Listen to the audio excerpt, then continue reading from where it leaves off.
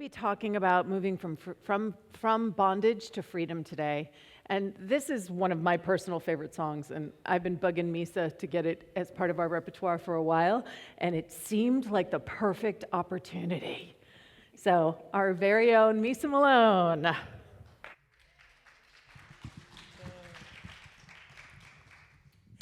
Here we go.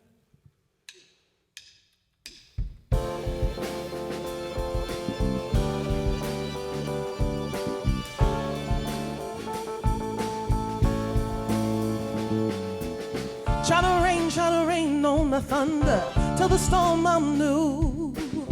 I'ma walk, I'ma march on the regular, painting white flags blue. Please forgive me, I've been running blind in truth. I'ma rain on this bitter love, tell the sweet I'm new. I'm telling these tears won't fall away, oh. May the last one burn into flames. Freedom, freedom, I can't move. Freedom, cut me loose. Freedom, freedom, where are you? 'Cause I need freedom too.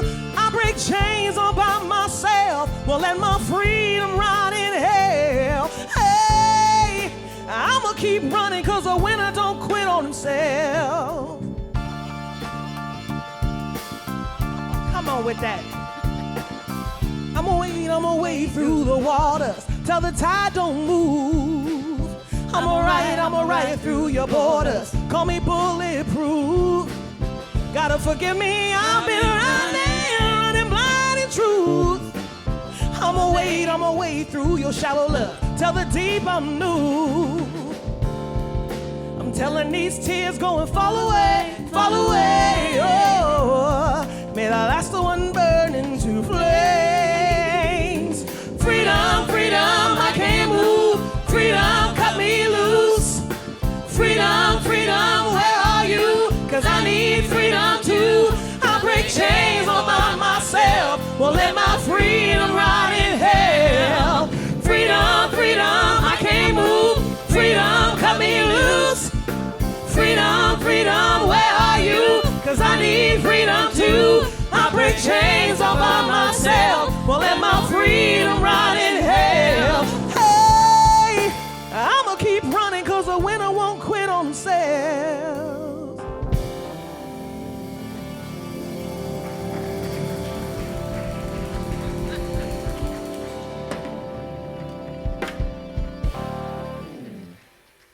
Misa Malone and our Cleo, Callie, and our fabulous band.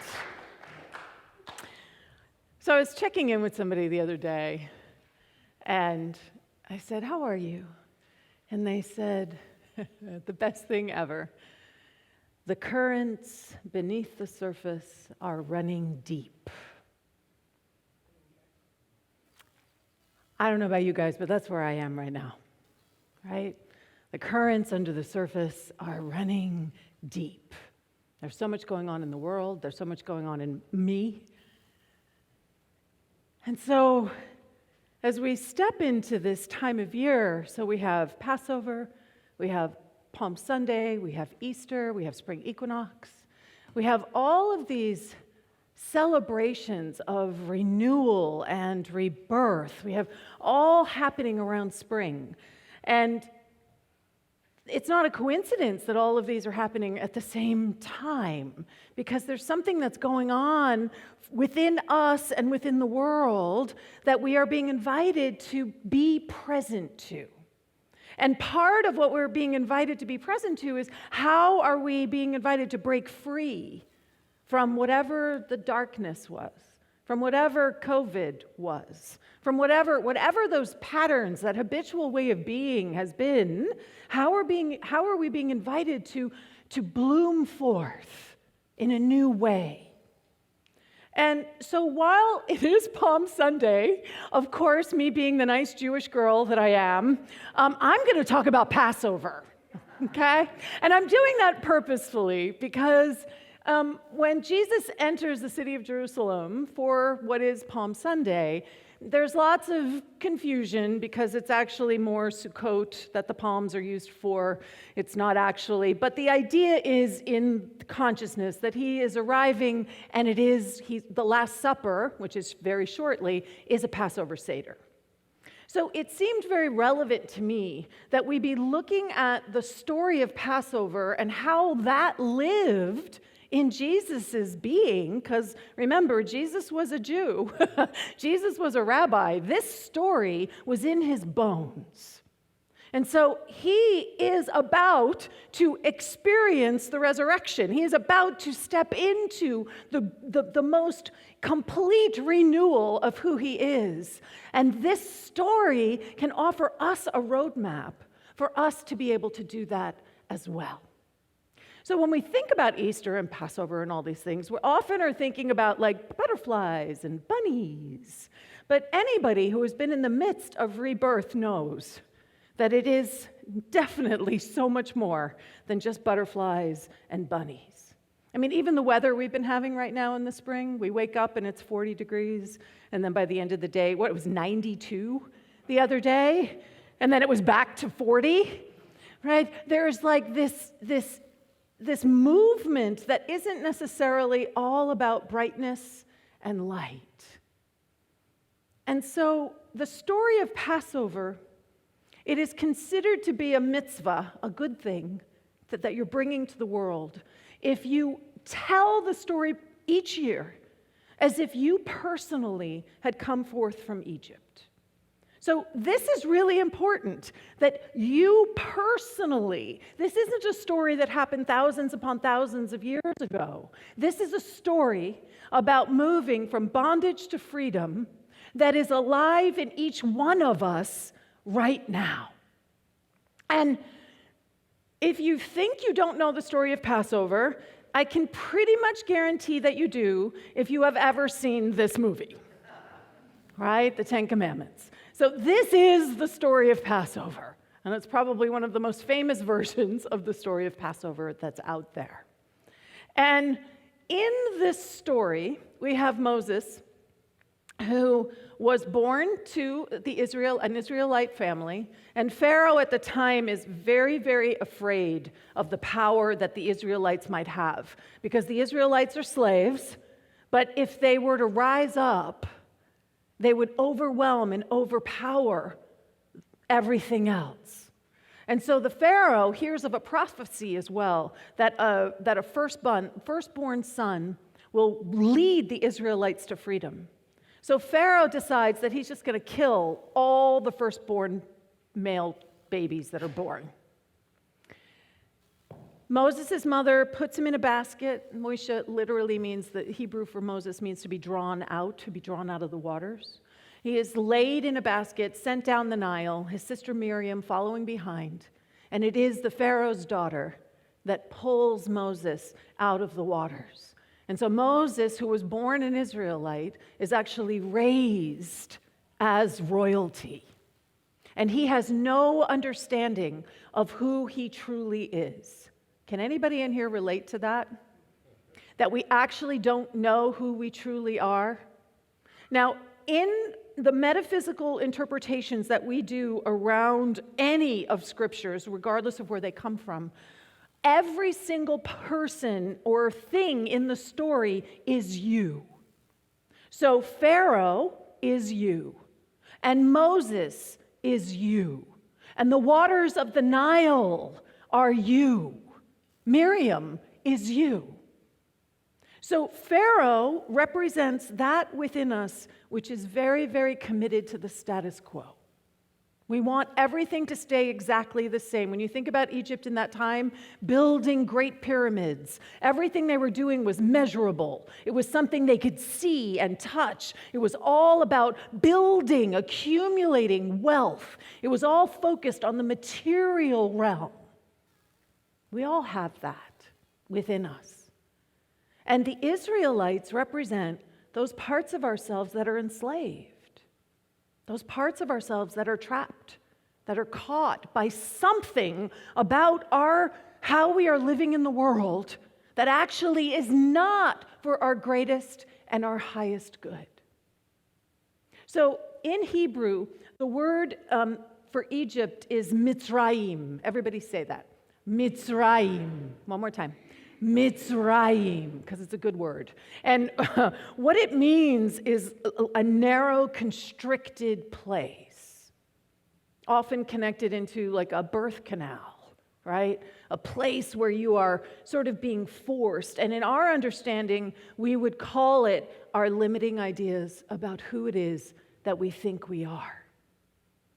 So Egypt then was all Mitzrayim. It was all a narrow place. Even though it had soaring pyramids, it was still a narrow place. So the invitation right now is to just take a moment and ask yourself, what is your Mitzrayim? What is your narrow place right now?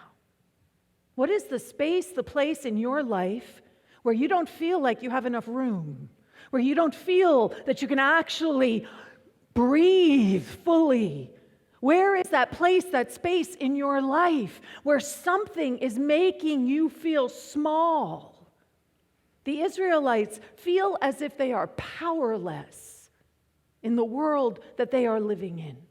And each of us has that part of ourselves that feels powerless as well. So, as we sit in this idea of what is our mitzrayim, what is our hard space, what is that place within us that is crying out for more freedom, I'm going to invite Callie to come on up, and she's going to sing us a song that speaks to that hard space when we feel as if everything is tightening around us.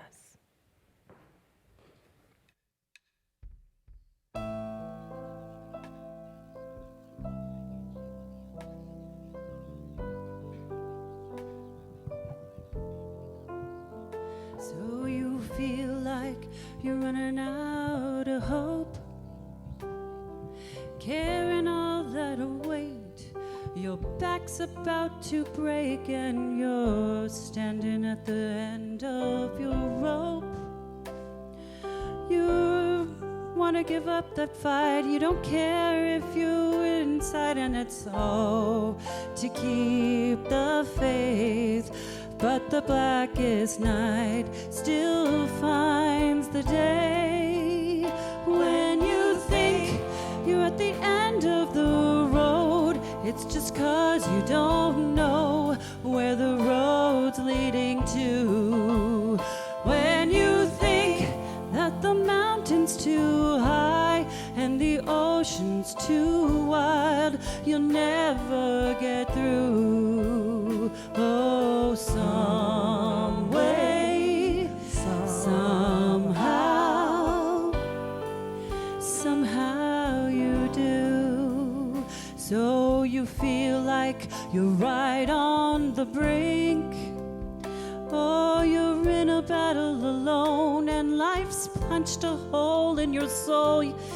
You've been brought to your knees. But there's better days up ahead. You'll be back on your feet again, and it's gonna be okay. Oh, the darkest night will find the day.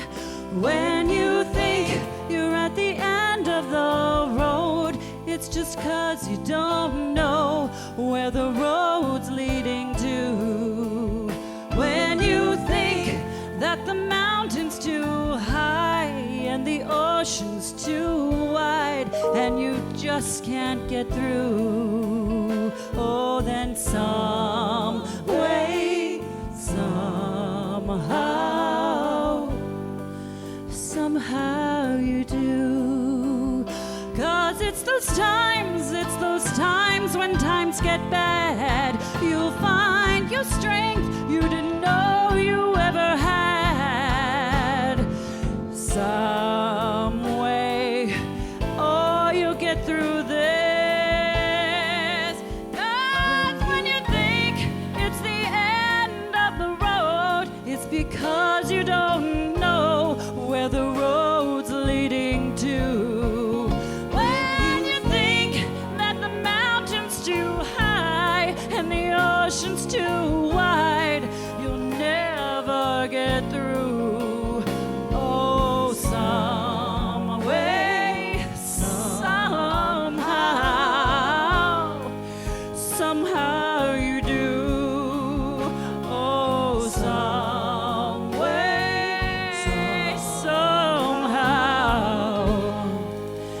somehow you do. Oh, oh, oh, oh.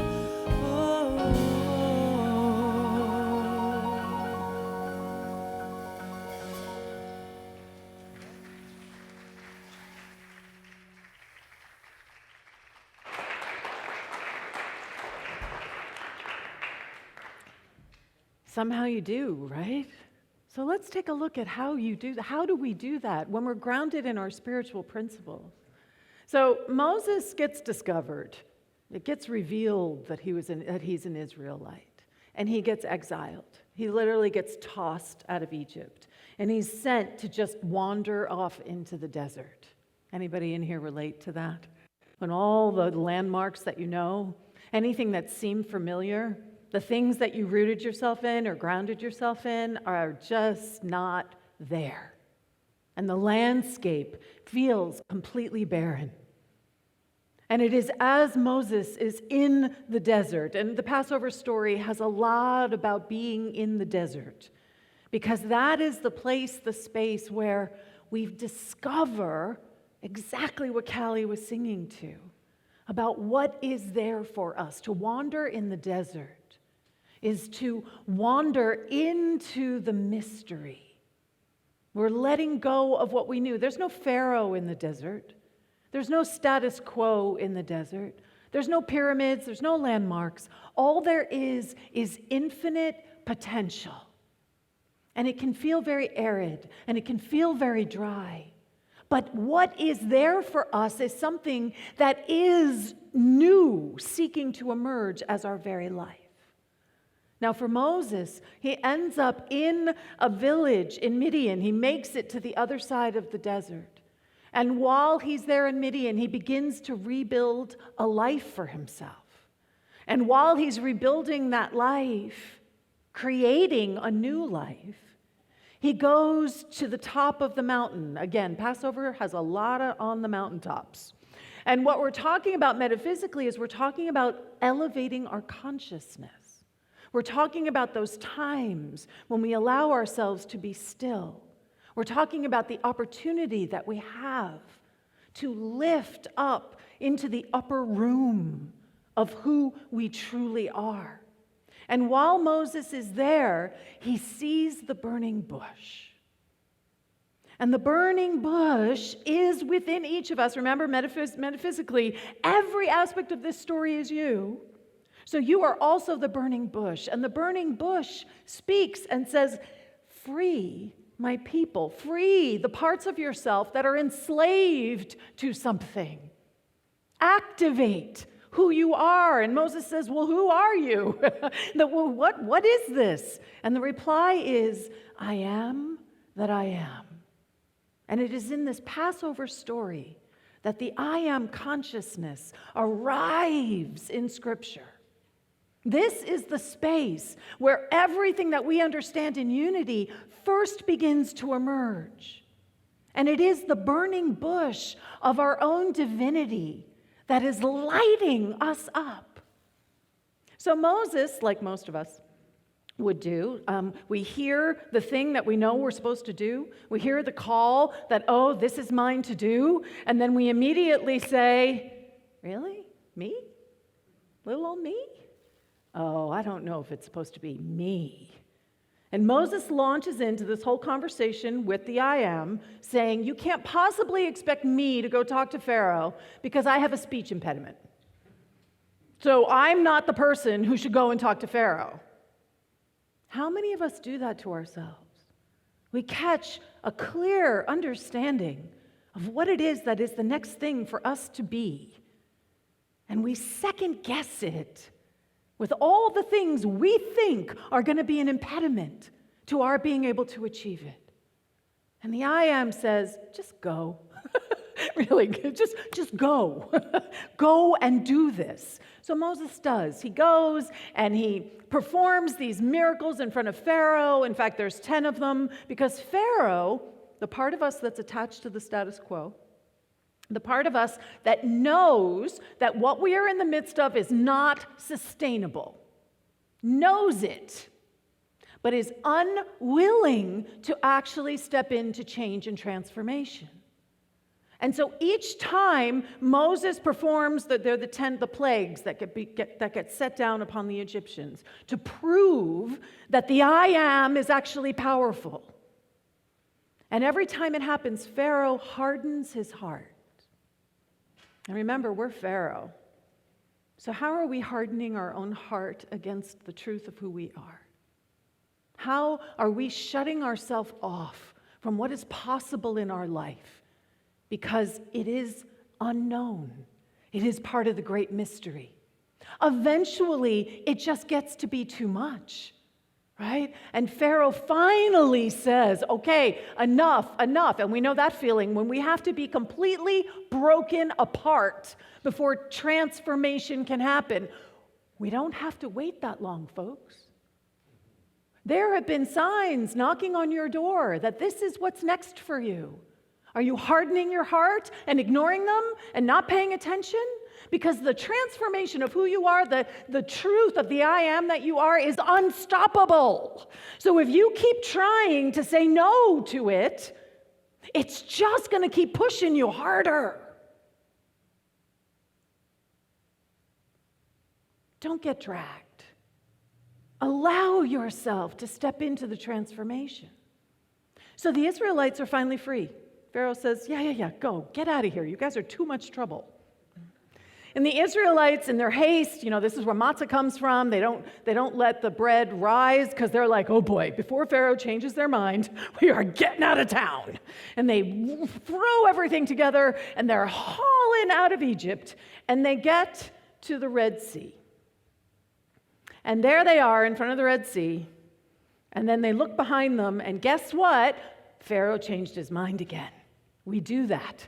We start something, we start to engage in it, and then we go, oh, no. Actually, I think I want to go back to what it was before. So Pharaoh sends the chariots descending upon the Israelites, and the Israelites are freaking out. The Israelites freak out a lot in this story. Right? They're just constantly freaking out. And that's the part of us that gets panicked. That's the part of us that's like, I don't know what to do. Can anybody in here relate to this? This is what's alive in my life, right? Maybe I'm sharing too much here. So they're between the Red Sea, which feels as if it's an implacable obstacle. There is no way to get around it. What do? It's like this giant body of water. And then what's descending upon them is what was. Everything that used to be is just bearing down on the Israelites. And so they're crying out, please save me, please help me, please God, do something. How many of us have lain on the bathroom floor sobbing, saying, please help me, somebody, because I don't know if I can do it. And I love this answer. So God says to them, why do you cry out to me? Tell the Israelites to move on. I love that. Just move on. Enough, folks. Stop pretending that you don't have any power. Stop being attached to what was. Stop thinking that you are not in a process of transformation. Tell the Israelites to move on. And he says to Moses, as for you, lift up your staff. Extend your hand and divide the sea. Now, this is what happens when we activate the I am. Anything is possible. Lift up your hand, extend it, and divide the sea. Do it. Do it. Don't look for someone else to make it happen for you, but actually do it. And in that moment, the miracle of all miracles, the Red Sea parts, the obstacle that seemed to be so implacable, that seemed there was going to be no way around it, divides, and a way is made out of seeming no way. Now, this is about, Einstein says that you can't solve a problem from the same consciousness that created it. This is what's happening in this moment. The Red Sea is a problem that was created in one level of consciousness. And Moses that you are, because remember, we're talking about who you are, activates something that is from a completely different level of consciousness, and the supposed problem just disappears. It's gone because it doesn't exist. Right? It doesn't really exist except in the story we're creating in our own head. So the Israelites get on the other side of the sea. They get on the other side, and the waves crash down, and they kill off all the Egyptians. So literally, once again, the status quo is gone. We are in new territory. And you would think after all of this, we had 10 plagues, we had that they actually got out of Egypt, we had that they were surrounded and about to be killed, and then the Red Sea divided, like all of these miracles, you would think that the Israelites would be on board by now, right? Nope. They are still doubting. I don't know.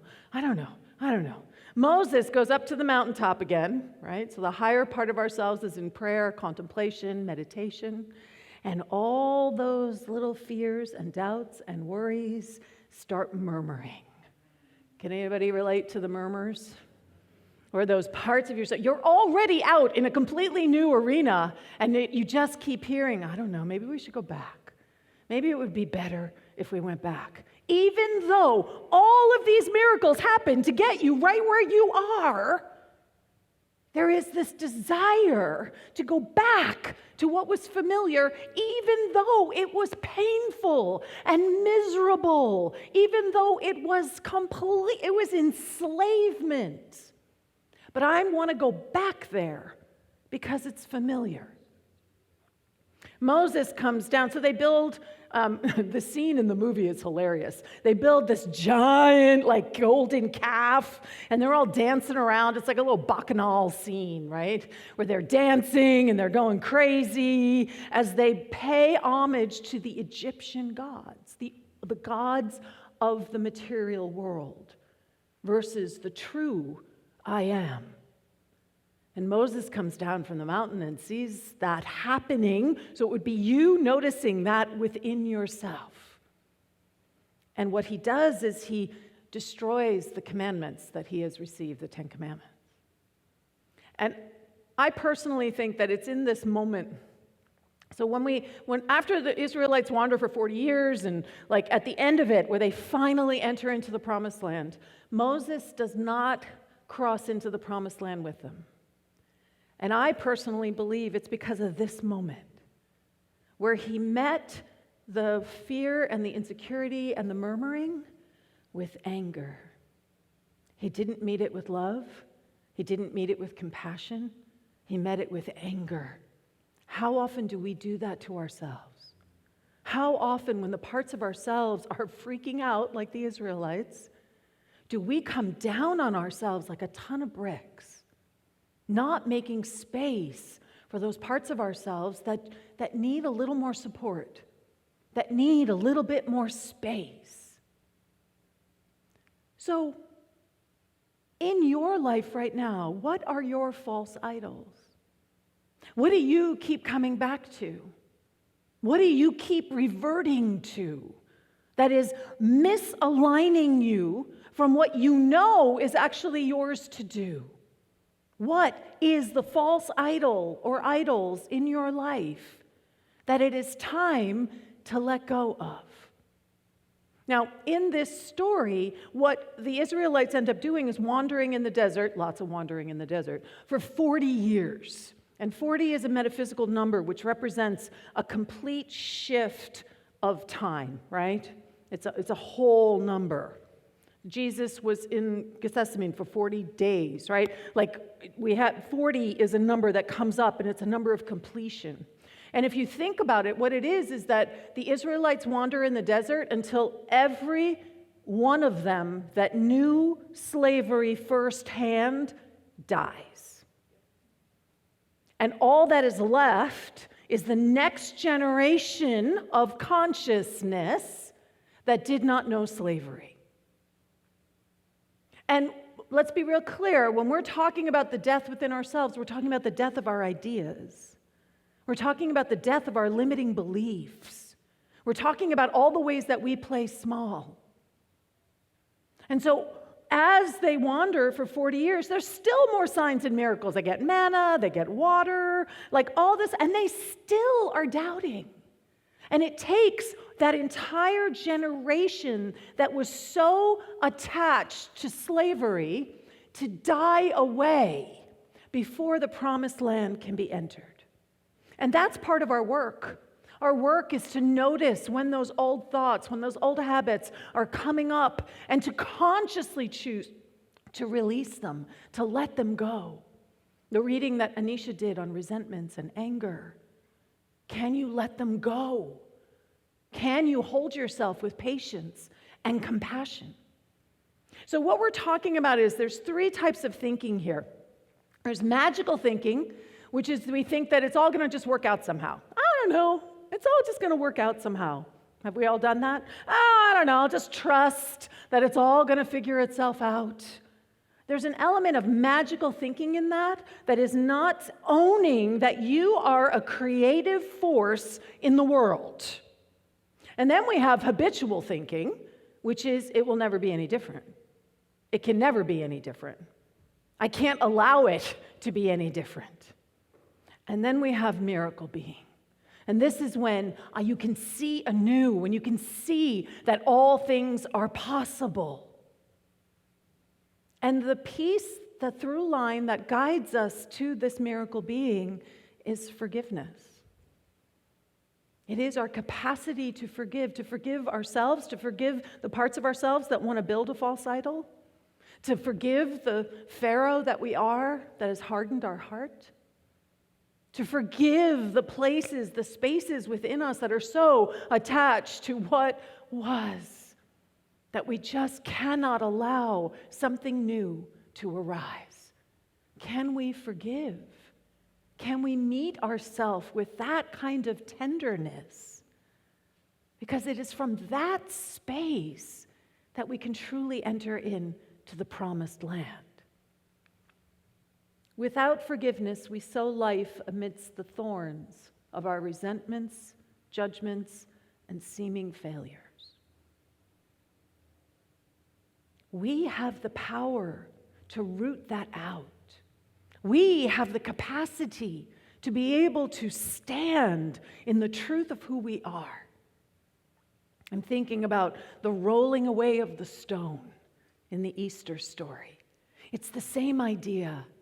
What is it that is confining you in the dark, in the tomb?